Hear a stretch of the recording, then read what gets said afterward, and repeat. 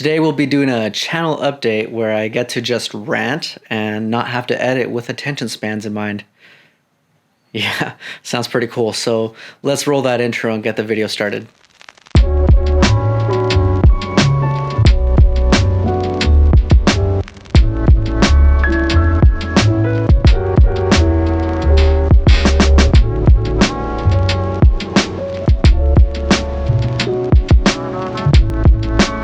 What's going on YouTube? It's Manuel here, and I realize these types of videos don't get a whole lot of views, but it's been over a year since I've last made one of these, and given that I've been ranting quite a bit on the recent uploads about my personal life, the state of the channel, and a few other things pretty much entirely unrelated to the video's themes, I figured I'd let it all out here in one go just so I can stay on topic for future content.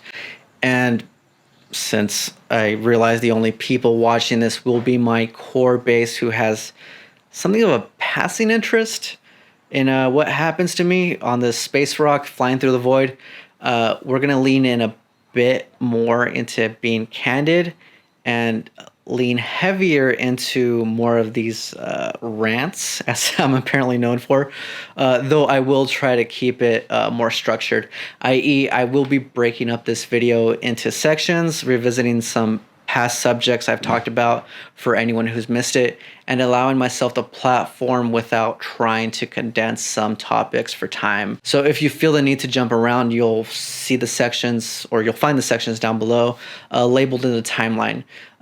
We'll be going from talking about the reasons for my recent absence and what I've been up to, then what my plans are for the channel going forward, and diving into some more personal things in relation to my main job, the side hustle I have as a screen printer, and to get a bit more mushy, my hopes and dreams for the future of this channel here. Topics will intersect because, you know, how could they not? But I will do my best not to veer too much off topic, but no promises. Yeah. All right. So earlier this year, around February or March, I began to take part in efforts to unionize my workplace.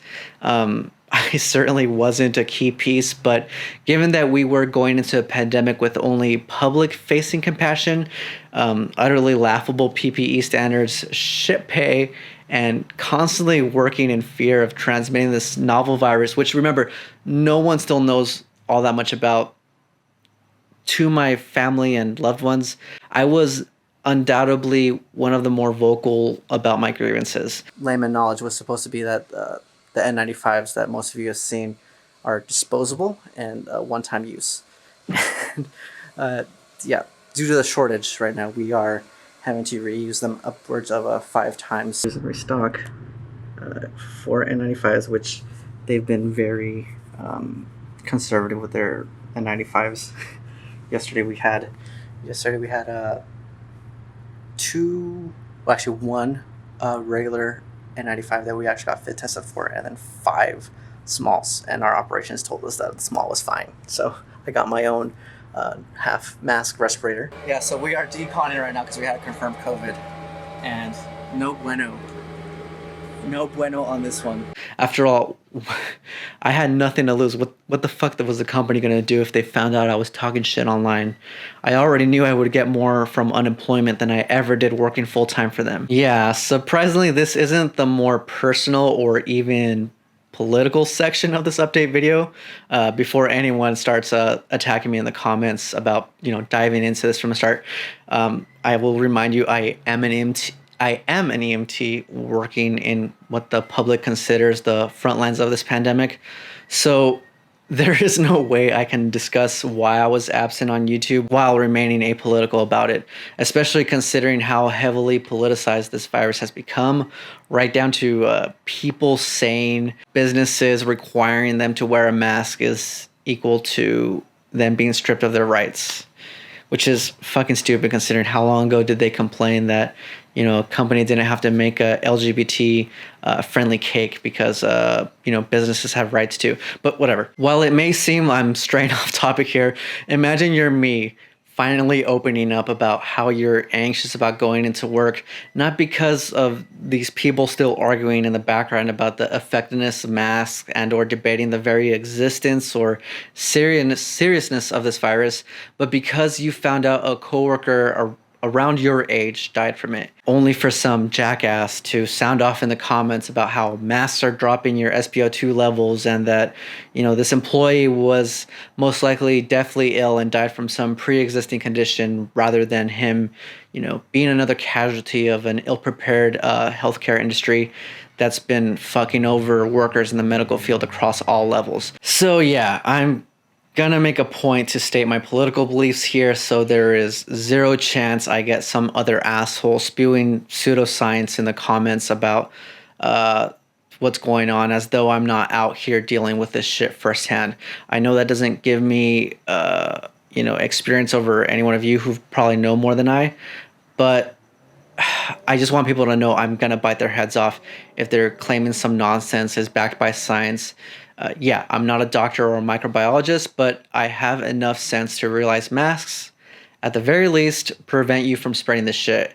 And yeah, they can be uncomfortable in this heat, especially if you end up buying one from an opportunist who's just looking to cash in without caring about, how some of these masks will get sucked into your mouth while talking.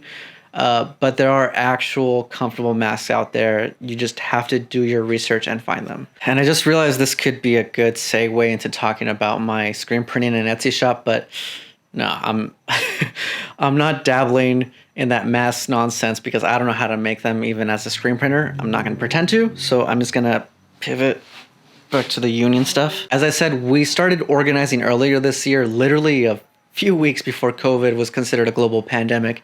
And before then, we were meeting up at pizza joints or local bars, discussing how to effectively contact EMTs, then going over to stations to talk to crews and trying to catch them at hospitals when they were away from patients, only for the world to change the way it did. And it's a good thing I have a dark sense of humor because holy shit. Just remembering how the anti-union people would go on and on about how this specific ambulance company cared about us and our safety, how we didn't need a union to protect us, only for COVID to come waltzing into our lives and prove just how utter bullshit that all was in the worst possible fucking way. And although I've been a lot more open about my thoughts, political stances, and general discomfort on these past several videos, that wasn't always the case before this pandemic, especially out there in the field. I was more than happy to fly under the radar with my beliefs because it was easier to keep my mouth shut than butt heads with people who actually thought a private ambulance company would look out for its staff rather than its bottom dollar in a country where our medical field is considered a fucking joke to the rest of the world, in the sense that you could very literally, no exaggeration, go bankrupt for having to visit the ER. Don't forget, it wasn't that long ago we had a very popular TV show in Breaking Bad where the whole premise of it was based on a brilliant school teacher having to cook meth because he couldn't afford chemo via his medical insurance. Yeah. And before anyone comes at me about how many insurance workers would lose their jobs, fuck off. I'd rather see that industry burn down and read through everyone's sob stories about how they had to get another job rather than listen to a father of four tell his family he's going to opt out of chemo treatment because a funeral was cheaper. But yeah, thanks to that dark sense of humor, I could only laugh when the company began overworking staff to cover areas where shifts were cut, citing low call volumes, while my coworkers, the very definition of essential employees, were furloughed to save money as the company hired out-of-state union busters, charging thousands of dollars a day sans travel expenses during a pandemic to talk to crews on shift about how a union wouldn't help. And I won't say allegedly here because I was one of those crews pulled in using 5 years experience, which is far much longer than anyone should be in this field in California, by the way, to dismantle every bougie argument these fuckers spilled. So it should be obvious with the provided context that I was pissed. Not just for myself, but for the public. Because even though they call for dumb shit like nosebleeds or anxiety attacks, in the end, we were out there talking to these guys instead of serving the public. So, yeah. Even though we're glorified taxi drivers to some, the job conditions were shit before this pandemic. And the company just compounded those conditions in this new hellscape. Again, because of the cut shifts and the furloughed employees, we were lacking coverage across all counties. So we would not rest at all some nights at the start of this pandemic. And even now, it's becoming a more common occurrence not to get any sleep. And so my days off would inevitably be spent doing just that, catching up on sleep. So entire weeks this year were me just waking up around 5 or 6 p.m. without any time to film or shoot a video, much less edit. And oh, let's not forget I'd also had to screen print in the meantime during all this and catch up on Etsy orders, because even though I had less time to work on YouTube and was already sleeping in, people still expected 2-day shipping because, yeah, it's not like we were in a pandemic. If you're getting a sense that I hate my Etsy, you're not wrong. Although I realize y'all hate talking politics, that's the reality I've lived in since this all started. So while everyone's been adapting to staying at home or limiting contact, I've been getting a front row seat to the fallout of our president's shitty handling of this pandemic since day fucking one. Stealing PPE from states, denying the very existence of this virus, and fucking up the test kits, underfunding the CDC to the point that companies are given the okay to put their workers in harm's way. It's political, yes, but these policies and actions don't exist in a vacuum. And I will complain about people not wearing masks and talking about responsibility, not because I'm trying to get some points, but because I've had patients refuse to wear them simply because they were asymptomatic and their families thought they shouldn't, be made known, even though they tested positive. But yeah, it's fucked, right? As though it wasn't bad enough when patients waited hours to tell you that they had TB or some other airborne illnesses. Now we're talking about this new novel and everyone's acting like fucking children. Makes me feel like a fucking idiot because I didn't take the unemployment route. Fuck. No, seriously. Just imagine if I had, done that and pumped out videos this year instead of putting my body through all this bullshit, then spending my 30th birthday waiting for my COVID test results. So it's like a Q-tip. And then go from your nostril back. I turn it and then I take it out. I'm not looking forward First, to I want you to take this, roll your window up, blow your nose, and then put your window back down. Okay. God. Just imagine if I ever had to make like a apology video and I'm just fucking laughing the whole time because I just laugh during stress. And yes, it doesn't go away on the job. This is my face when I see some really fucked up shit.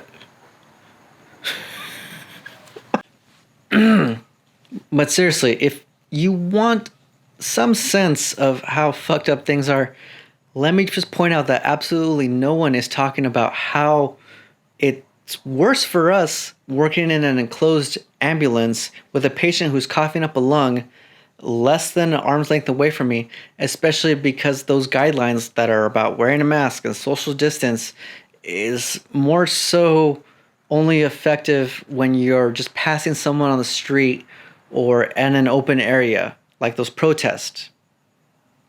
Not a fucking 20-minute ride to Kaiser because you refuse to go to the 5-minute hospital over there.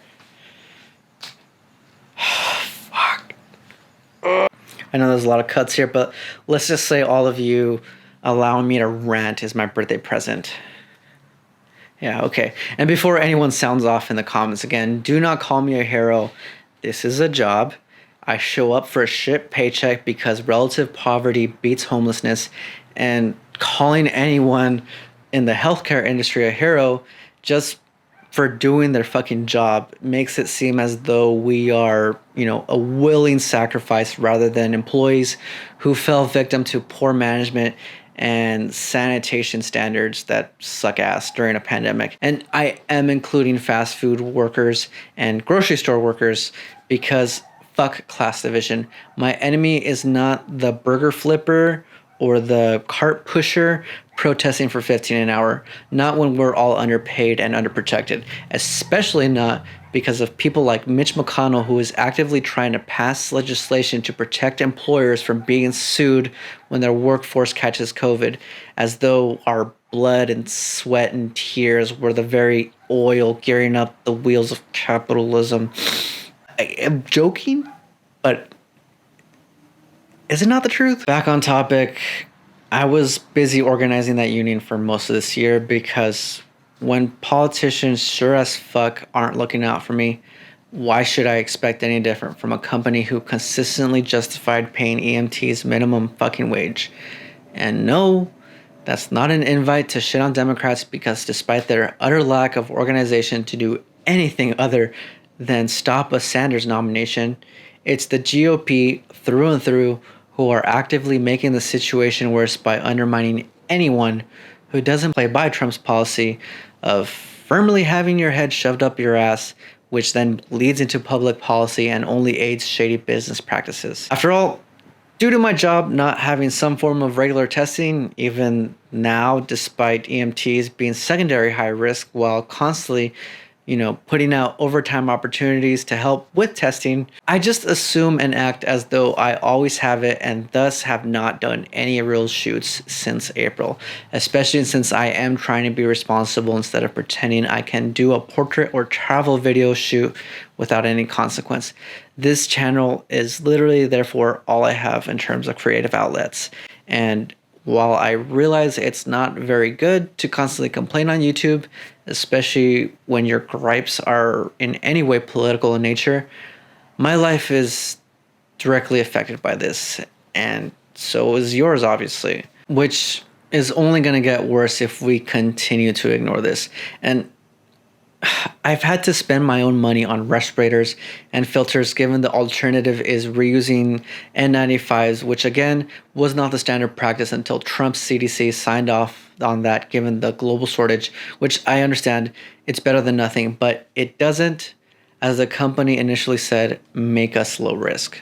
And I'm sorry to get preachy there, but again, I did want to air out things to avoid discussing it in future uploads. But yeah, that's that section. Moving on to talking about this channel specifically, August marks 4 years since I uploaded my first YouTube video here, and while I've had a few hits in that time, I'd be lying if I didn't admit consistency wasn't always an issue. I'm not entirely blaming that on the YouTube algorithm, since I will admit, ignoring the few hits I've had, this has been a cycle between pumping out shit just to make my weekly upload, then delaying an upload to put in a ton of work into a video before I inevitably take months off because I'm not seeing any growth or the reaction I expected, which again, not YouTube's fault entirely. It's more me not putting out content. That again is more of a personal gripe than me just outright hating the algorithm or just shouting randomly at a cloud. I know the best way to grow on this platform is to post consistent, high-quality videos several times a week, and a lot of videos do discuss that, with one video a week being the minimum. But after 4 years of being very inconsistent with the schedule and only really keeping it for a few months at a time, I have to accept that that is just not me. At least not when I have Etsy orders or enjoy making videos that take several days to plan and shoot, where I do have to send film off to a lab because I simply do not have the time to scan shots for every video. And it's a lot of work, as I'm sure a lot of you know who develop your own film, and weekly uploads are just not feasible unless I completely devote myself to this, which again, I can't do as I make no money from this, from the ads. Just look at this screenshot from this year. $5 won't even cover a roll of Kodak Ultramax these days, now with taxes. And as it stands, there's just not enough support here to convince me to quit my job to do this. Even with all the shit I talked, it would be stupid if I just depended on being successful at YouTube. And fuck, I don't know if it sounds like I'm just complaining, because I'm bringing this up to say that I'm going to be switching to bi-weekly uploads. And I realize I could have just said that, but more words better. But this is something I've had moderate success at in the past before I inevitably switched back to weekly uploads and burned out yet again. But not this time, because I'm seeing there's a real value in actually being able to breathe instead of just trying to run on that hamster wheel. In the short term, it helps me, actually put more effort into these videos, regardless of the views or interests. It's benefiting me to just, work on something like a script and gather more B-roll like I will be trying to for this one. In the long term, this will also allow me more time to work on short films and maybe even create some music videos, just because I do eventually want to make that type of content instead of just vlogs. Because while it is a bit cliche to describe yourself as a storyteller when it comes to discussing your photography, I got into this because I didn't have time to write stories or even poems, and I still needed an outlet for my voice. And yes, sometimes that means using photography to reflect and document my life and personal experiences. What should we be doing, sir? I need to take another swig. I was coming off my bed. Are we good? Mm-hmm. I'm fine. Not revisiting any past traumas besides me? No. Not currently. I think personally regarding this shoot that it's really brave of you to focus, but you're still coping. You're not facing it. And I know that that's the hardest part, and I don't want to ask you to put yourself in pain, but I want you to feel satisfied by the results, and I feel like that is what it'll take. And I know that's really hard. And I really honestly feel for you. I don't want to make you I feel like you're going to start crying right now. I'm kind of close because I don't want you to face it. I'm so sorry that it happened to you. Oh, that's fine. I don't. That is, again, why I laugh when people, start running their mouths in the comments about me trying to create a rift in the photo community or divide in the public by attending, anti-racist or pro-feminist protests and demonstrations, as though photojournalism isn't a thing, as though I'm not personally affected by the racism in this country as a child of immigrants, because the things I post and photograph are all a part of my everyday life in one form or another, just like COVID is. You can laugh and bemoan my own self-importance, but regardless about the quality of my content or the artistic value of my photos, I know, if nothing else, it really does mean something to a photographer of color to see someone like me on YouTube pursuing these interests in life. It may sound stupid, but, to a young mind who only knows survival from his parents and is taught to only, see art as something, white people could do that are now long dead, you don't ever assume that's something you can do until you see someone who looks like you doing it. That seems really out of left field unless, you are one of those people. But I repeat, I know it sounds stupid, but it's why I started writing, because I found out about authors like Sandra Cisneros, who wrote The House on Mango Street, or Juan Diaz, who, wrote This Is How You Lose Her.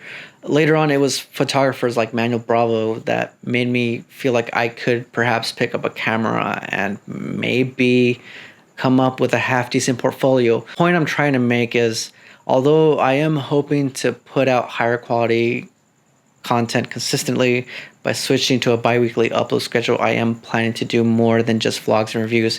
And sometimes that's going to mean I'll lean into politics by documenting some shoots, if for no other reason than because a photo project deals with a tough subject like abuse or immigration, where I fear more, not of the public outcry, but because of my lack of talent and vision and being accused of being fake woke. But after 5 years of being too scared to lean into that because I was nervous that I lacked the skill or would alienate my fan base, I'm finding myself more starved for photography that isn't simply street or portraiture. Not that I'll stop doing either of those, because they are fun, but I miss pushing myself and making art that has the potential to make me uncomfortable. Not because I am a masochist or am trying to push some edgelord agenda, but because the art I like best asks me to reflect on some uncomfortable realities about myself and occasionally the world.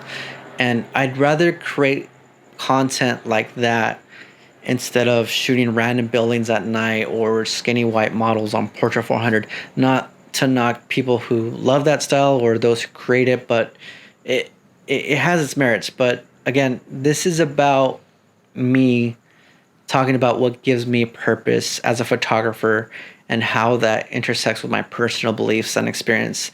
Something I'd like to make tangible through this medium, no different than I tried to do with my writing. It just seems more sustainable too, especially if I'm going to keep doing YouTube into the future, because although we all bag on digital channels for always pining after the latest gear, how often do we all rush to reviews on the latest film or that camera we expect to fix our, photography issues? I can see myself still doing this as long as I'm documenting projects I'm already passionate for, instead of gaming the algorithm via clickbait or putting out a review on a new experimental film stock that's actually repackaged Kodak stock that's been expired for years. And while I'm stirring up emotions, I might as well say here I will also be including some more strictly digital shoots, if for no other reason than because you're all right when you say film takes skill, whereas digital takes none.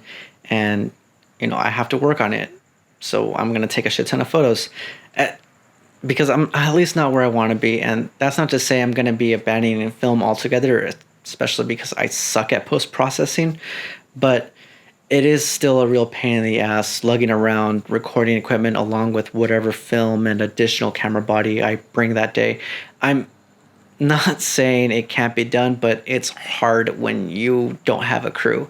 And I'd like to spend more time working on the shot, reviewing images from the shoot rather than hoping I got the shot in the moment and kicking myself weeks later for missing something small, if not outright fucking up the shot by under or overexposing. Yeah, I get a video out of it, but sometimes I'd rather just get the shot, especially with how far I've traveled for some of these concepts. In the end, it's really more about the final image rather than the medium I used to get there. And I know that might not sit well with some purists, but fuck it.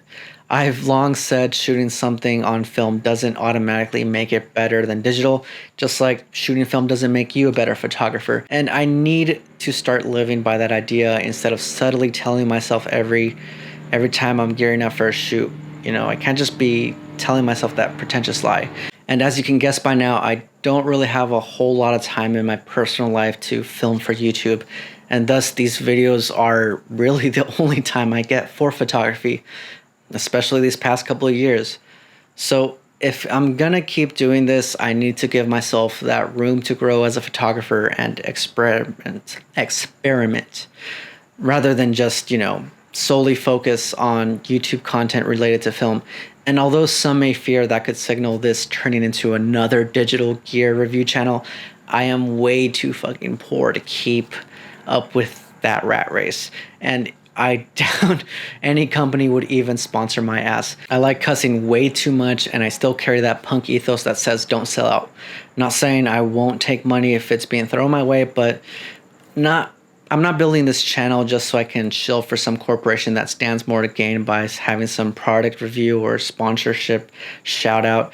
I don't know how much they pay, but it doesn't seem like it would ever be enough if I put out a really popular video that constantly gets looked up at and they just have one flat rate. So with that shitty segue and my energy coming down a bit, let's talk goals. I still have some hope this channel will blow up, but after 4 years, I again see myself shifting towards making content that makes me happy rather than simply catering to an audience that, may not even show up for me. Again, I don't want to come off as bitter because I realize there are numerous film channels out there that are, a lot better about pumping out content rather than or better than myself. I just rather find my style and create videos that are a joy to make, since the alternative is playing catch up, if not really digging into pandering to the photography trends. That is rehashing what I've already said, yeah, but it bears repeating since I want to be realistic about things going forward. I'm still gonna try to fight like hell for a larger channel because it would give me a lot of great opportunities. But as a creative, I just want to make sure this is something sustainable regardless of any attention. Just I don't want to put myself in a place where I hate creating. I don't want to make the same mistake I made with my screen printing business, keeping my personality and intentions hidden while the work gets more popular than either, including myself. And if there's any chance someone who knows me from Fox Alive is watching, which I highly fucking doubt, just know I consider that business venture an utter fucking failure. Yes, there are tons of people who recognize a print just at a glance, and I still recognize, the patches at shows, but absolutely no one knows about me, and even less give a shit about what I actually tried to do or when I tried to branch out from screen printing. That's not to say I personally wanted to get famous, but for fuck's sake, how nobody was interested in the creator while celebrating the work is beyond me. I want to give a shout out to... Yeah, I suck at this. I just got it. All right. Okay. Cross your fingers for me. Okay. Crossed. For those who don't know, Fox Live is a screen printing business that I started close to a decade ago out of a basic need for work. No one would hire me, no matter how much I dressed up or how affluent I made myself appear. Anywhere that did was giving me hours just below full time to avoid legally being required to give me benefits. And let's not even fucking get into the utter train wreck that was college life for me. Point is, that's how screen printing started for me. And despite the alleged popularity of the Etsy store, it was never able to advance me to a place where I could enact my plans. Hell, even now I can't translate that success to a standalone website now that I need to, because Etsy is just charging so many fucking crazy fees. And that alone may just be viewed as a gripe of a failed business venture, but I had fucking dreamed of setting up a community space in Anaheim in a section of the city that's now the Packing House, solely with whatever funds I would raise up from Fox Live, and have that business eventually just fund the place to sustain it. It was,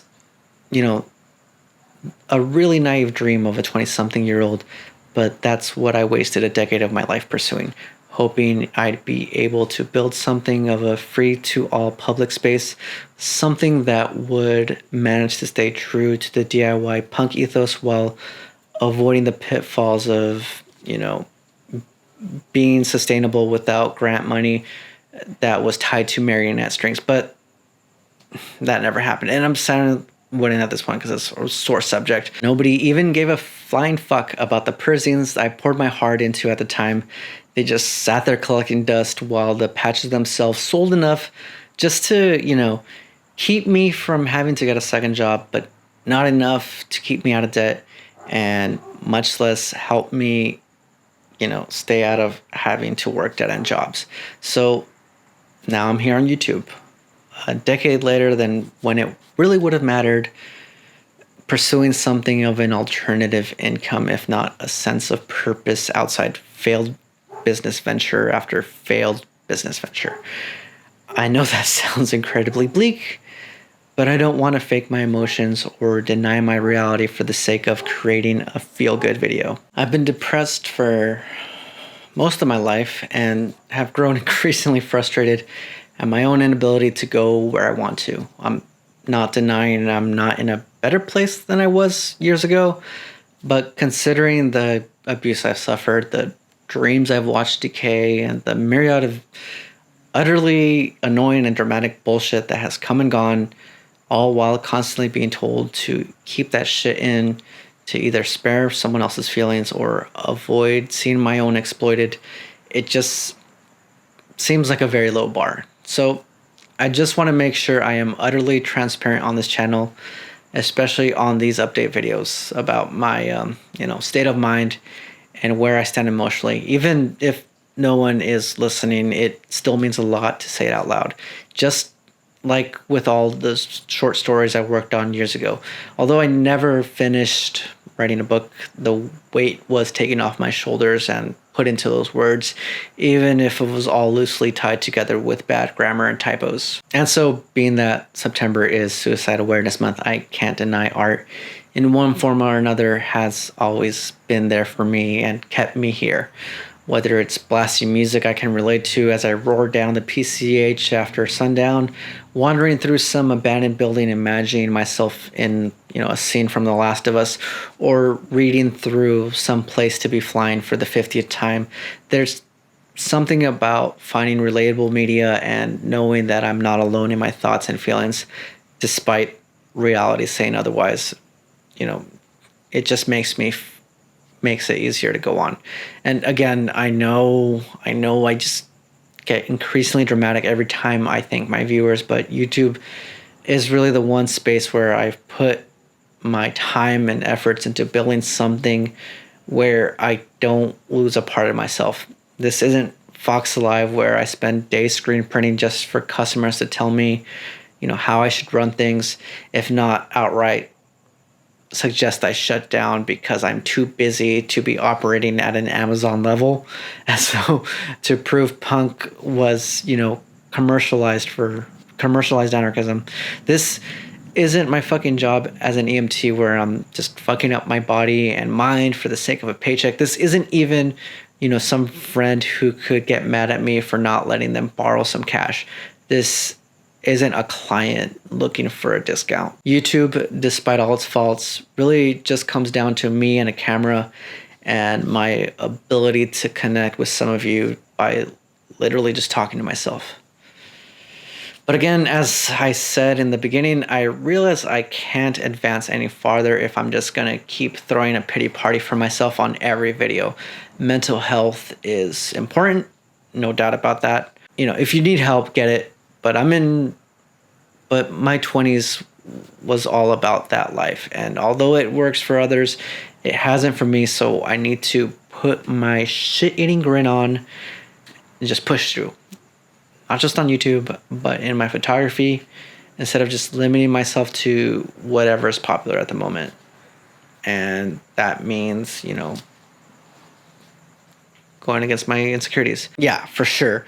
I would fucking love to make money doing this, enough to, support my family and get them to quit their jobs after years of supporting me, and, eventually build that community space in Orange County instead of just moving to LA like every other poor ass artist who feels, suffocated here.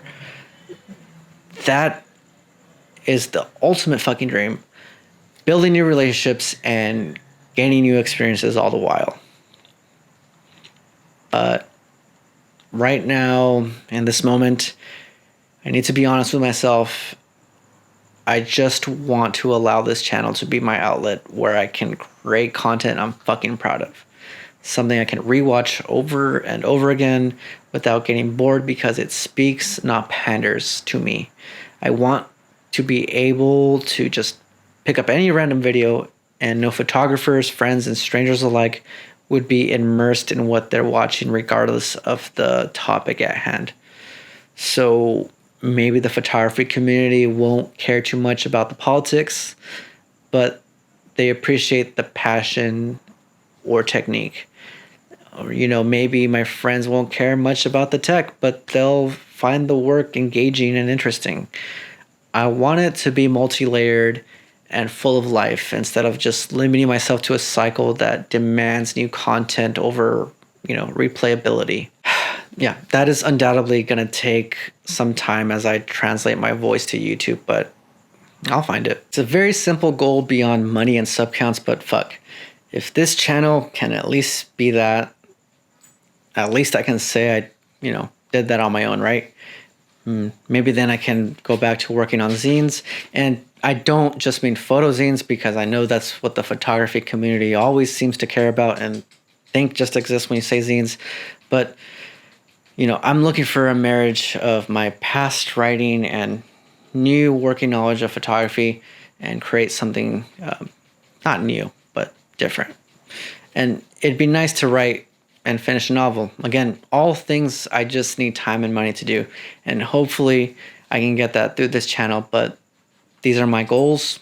I need to stop putting my eggs in one basket. So if this doesn't pan out soon, hopefully I'll find some better paying job that, well, maybe taking more time out of my week may at least grant me some freedoms to pursue those same interests.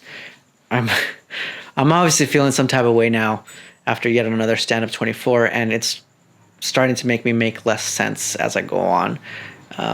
But yeah, after delaying this video for a week, I really don't want to delve any further into my mind or, be any more coherent. So I'm just going to wrap it up here. Thank you all for watching.